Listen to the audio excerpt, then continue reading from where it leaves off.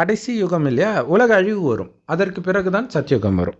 இந்த உலக அழிவுன்றது உலகத்தை புதுப்பிக்கிற விஷயம்தான்.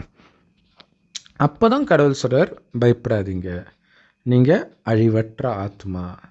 நீங்கள் கவலைப்பட வேண்டியது எல்லாம், இப்போ ஆத்மா அழுக்காக இருக்குது. காமம், கோபம், பற்று, பேராசை, அகங்காரன்ற அழுக்குனால சூழப்பட்டிருக்கு. அந்த அழுக்கை என் நினைவிலிருந்து எரித்து விடுங்கள்.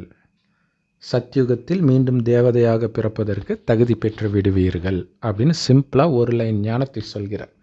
இதோடைய விஸ்தாரம்தான் கீதை, ராமாயணம், மகாபாரதம் எல்லாமே.